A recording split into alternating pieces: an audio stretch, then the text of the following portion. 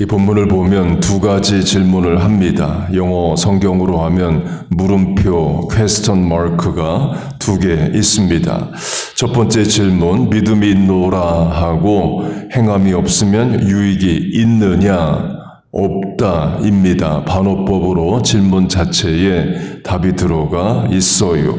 두 번째 질문, 행함이 없는 믿음은 자기를 구원하겠느냐? 역시 반어법으로 없다, 구원 못한다 입니다. 이 말을 듣는 대상은 불신자, 무신론자, 우상 숭배자들이 아닙니다. 예수 믿는 초대교회 교인이에요. 야고보서를 읽는 성도들입니다. 곧 교회 다닌다는데, 믿음 있다는데 행함이 없는 성도를 대상으로 그런 믿음은 구원의 믿음이 아니라를 말합니다. 이런 메시지와 강조점이 1세기에도 필요했다는 거죠.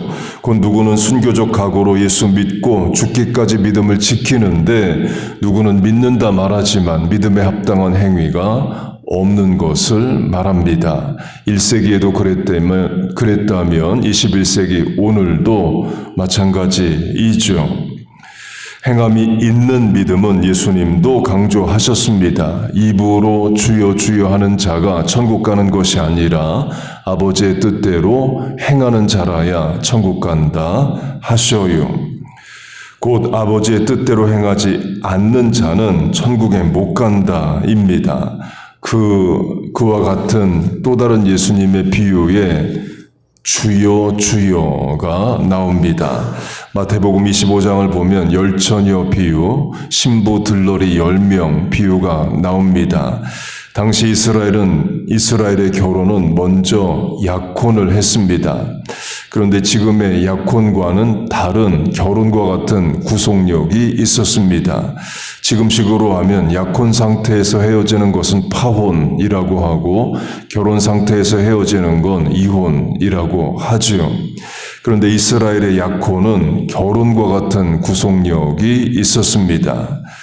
그렇게 신랑 신부가 약혼을 하고 신랑이 신부와 같이 살 집을 준비합니다. 집 준비가 다 되면 신랑이 신부 집에 와서 잔치를 하고 신부를 데리고 신랑 집에 가서 한 번 더 잔치를 합니다. 요한복음의 가나 혼인잔치를 보면 연회장이 신랑에게 말을 걸죠. 아마 신랑 집에서 하는 잔치였을 겁니다. 마태복음 25장의 열처녀 비유는 신부집에서 하는 잔치이에요. 이는 예수님의 재림과 직결됩니다. 계시록은 예수님을 신랑으로 우리는 신부로 비유를 합니다. 복음서로 하면 예수님 승천하시면서 맨션, 거처, 우리가 예수님과 거할 집을 준비하러 가신다 말씀을 하시죠. 그리고 다시 오신다 하십니다. 이스라엘의 약혼과 결혼 비유로 예수님의 재림을 말씀하신 겁니다. 그렇게 신랑이 신부집에 와서 잔치를 하게 되는데요. 신랑이 언제 오는지를 정확하게 알 수가 없습니다. 지금처럼 전화가 있는 것도 아니고 모든 사람이 시계를 가지고 있는 것도 아닙니다. 그래서 신부 들러리가 신랑을 맞을 준비를 늘 하고 있어야 돼요. 특별히 신랑이 밤에 오게 되면 등불을 밝혀서 신랑을 맞이해야 됩니다. 그래서 10명의 신부 들러리가 등을 다 준비하고 있어요. 그런데 5명의 들러리는 기름이 준비가 안 돼 있습니다. 그래서 신랑이 왔을 때 불을 밝히지를 못해요. 그래서 그 5명의 처녀는 혼인잔치에 못 들어갑니다. 그러자 그 못 들어간 5명이 문을 두드리며 주여 주여를 외쳐요. 그러나 신랑이 문을 안 열어줍니다. 그 비유에 주여 주여가 나와요. 다시 예수님의 말씀으로 입으로 주여 주여 하는 자가 천국에 가는 것이 아니라 아버지의 뜻대로 행하는 자라야 간다와 연결을 하면 혼인잔치에 못 들어간 5 처녀에게 등은 있었습니다. 곧 나는 믿음 있다 그렇게 말을 했다와 같아요. 그러나 행함으로 비유할 수 있는 기름이 없습니다. 우리식으로 하면 나는 말세성도 재림을 준비한다. 언제 예수님 오셔도 천국 갈 준비가 돼 있다. 말은 그렇게 하지만 사실 삶은 세상을 사랑하고 세상 자랑 따라 살고 예수님 보시기에 넌 아니야. 그렇게 말씀하실 수 있는 삶을 살 수 있다는 겁니다. 이는 행위로 구원받는다는 것은 아닙니다. 믿음으로 구원을 받는데 그 믿음은 반드시 구원에 합당한 행위를 동반한다 이에요. 본문 22절로 하면 믿음이 그 행함으로 함께 일하고 행함으로 믿음이 온전하게 되었느니라 입니다. 그렇게 믿음이 있다 하는데 행함이 없는 문제를 말합니다. 확대 적용하면 믿음은 없는데 행함이 있는 경우도 있습니다. 15절로 하면 옷이 없고 양식이 없는 사람이 있습니다. 홍길동이 옷이 없는 사람에게 옷을 주고 양식이 없는 사람에게 양식을 줍니다. 행함이 있죠. 그런데 홍길동이 신자가 아닙니다. 예수 믿는 자 아니고 기독교인 아니고 무신론자, 박애주의자, 인격자여서 옷을 주고 양식을 준 거예요. 천주교는 그런 홍길동을 익명의 그리스도인 Anonymous Christians라고 말합니다. 천주교 신학자 카럴 라너가 한 말입니다. 그 신이 없다 하는 자, 예수 믿지 않는 자여도 그의 행위가 옳고 바르면 하나님이 구원하신다는 거예요. 지금의 교황 프란체스코 교황이 2017년에 이렇게 말을 했습니다. It was better to be an atheist than one of many Catholics who he said led hypocritical double lives. 위선적 삶을 사는 가톨릭 교도보다 차라리 무신론자가 낫다. 행함이 없는 믿음보다 믿음 없는 행함이 더 낫다라는 거예요. 말이 안 되는 주장을 하는 겁니다. 믿음이 없는데 행함이 윤리 도덕적이면 구원받을 수 있다라면 왜 예수님이 십자가지로 이 땅에 오셨겠어요? 예수 안 믿어도 선행을 많이 하면 천국 간다면 굳이 예수님이 오셔서 그 고난 멸시 죽음을 당할 이유가 없죠. 그리고도 선교 전도의 이유도 없습니다. 예수 안 믿어도 행함이 옳으면 하나님 알아서 구원하시면 전도와 선교를 할 이유가 없는 거죠. 그런데 천주교는 그렇게 믿고 가르칩니다. 그래서 이미 500년 전에 16세기에도 종교개혁이 일어났어요. 중세로마 천주교회가 잘못 가르치고 있으니까 제대로 해야 된다 해서 마틴 루터가 종교개혁을 일으킵니다. 그러나 천주교회는 고치기는커녕 루터를 죽이려고 했어요. 그래서 루터가 아예 새로운 교회를 시작합니다. 6세기에서 16세기까지 1000년 동안 서유럽에는 교회가 하나, 로마 교회 하나였습니다. 그런데 다른 교회를 루터가 만들어요. 엄청난 실천인 겁니다. 목숨 걸고 한 거예요. 독일의 영주들, 프린스들이 루터를 보호해줘서 죽지 않은 거지 그냥 내버려뒀다면 이미 루터는 죽었을 겁니다. 그 루터에게는 바른 믿음과 그 믿음으로부터 나오는 행함, 실천력이 있었습니다.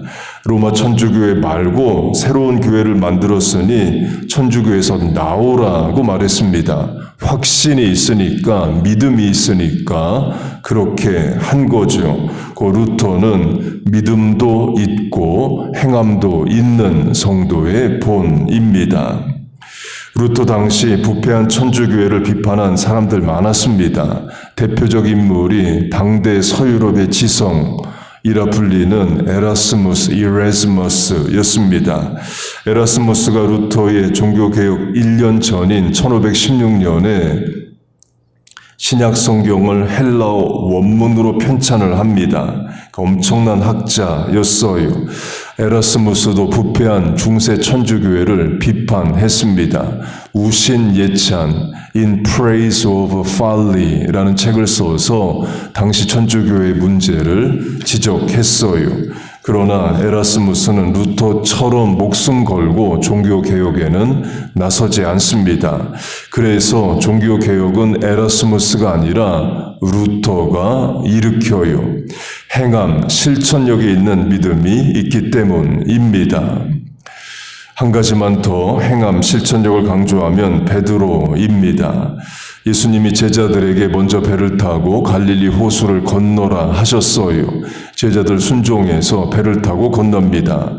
그런데 큰 풍랑이 일어요. 제자들이 죽게 되었다 말합니다. 제자들 중 다수가 어부 출신이에요. 어부들이 죽게 되었다 말할 정도면 심각한 상황인 거죠. 그래서 예수님이 물 위를 걸어오십니다. 당시는 지금처럼 모터가 달린 배가 아닌 노를 저어야 하는 배이죠. 풍랑이 일면 노를 저어도 원하는 방향으로 갈 수가 없습니다. 그래서 아마 예수님이 물 위를 걸어 오셨을 거예요. 그게 빨라서 그랬을 겁니다. 그렇게 예수님이 제자들이 있는 배로 가십니다. 제자들도 예수님인 줄 눈으로 또 음성으로 확인을 해요. 그러자 베드로가 특이한 요구를 합니다. 풍랑을 잠잠케 해주세요를 구하지 않고 물 위를 걸어서 예수님에게 가게 해주세요를 구합니다. 곧 예수님 없는 배보다 예수님 있는 풍랑 속으로 들어가고자 합니다. 예수님도 오라 하셔요. 그러면 베드로가 이제 실천을 할 거냐 말 거냐를 정해야 됩니다. 배 밖으로 발을 내디딜 거냐를 정해야 돼요. 베드로는 어부입니다. 사람이 배 밖으로 나가면 물에 빠진다를 누구보다도 잘 압니다. 이는 또 상식이기도 하죠. 그리고도 풍랑이 일고 있어요. 풍랑이 일면 수영이 안 됩니다. 잔잔한 바다에서나 수영하는 거지 풍랑이 있는 바다에서는 수영 자체가 안 됩니다. 곧 베드로가 배 밖으로 나가면 위험합니다. 그래도 베드로는 배 밖으로 나가죠. 배 안이 안전한 게 아니라 예수님 계신 곳이 안전하다는 거예요. 결국 물 위를 걷습니다. 엄청난 실천을 해요.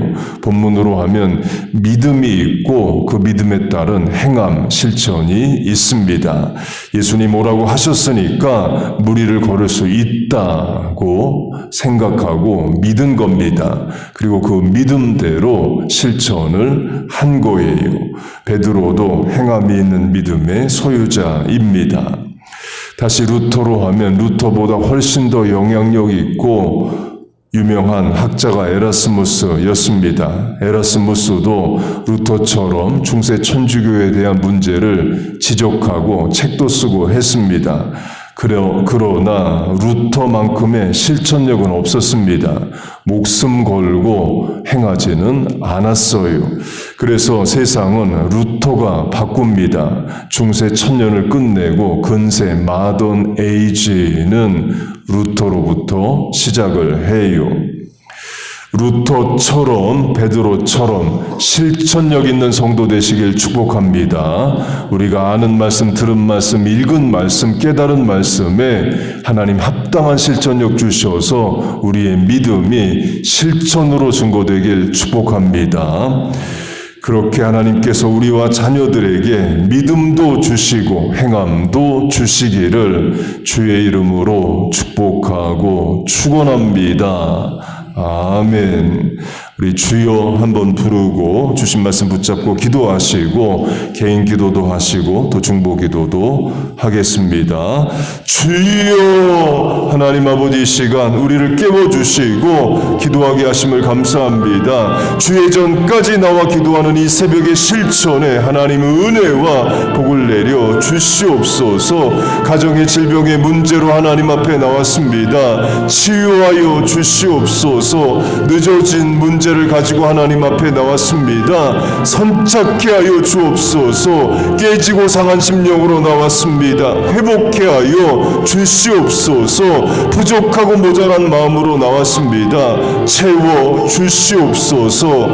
하나님 아버지, 우리와 자녀들에게 큰 믿음 주시고 믿음에 따른 합당한 실천력이 있게 하여 주옵소서. 베드로처럼 무리를 걷게 하시고 루터처럼 하나님 앞에 세상 앞에 바른 실천을 하게 하여 주시옵소서. 그런 실천력 있는 믿음을 우리에게 허락하여 주옵소서. 그래서 세상의 빛과 소금의 역할 감당하게 하시고 하나님이 주신 사명 다 잘 감당케 하여 주옵소서. 하나님 아버지, 이 시간 하늘을 향해 부르짖는 기도에 응답하여 주옵소서. 중보하여 기도하는 대상에도 하나님 함께 하시고 우리의 기도가 그들의 인생을 변화시키고 문제를 해결하고 예수 믿게 하고 복음이 증거되는 귀한 역사 있게 하여 주옵소서. 하나님, 이 시간 우리의 부르짖음에 응답하실 줄로 믿습니다. 주여 은혜를 내려 주시옵소서.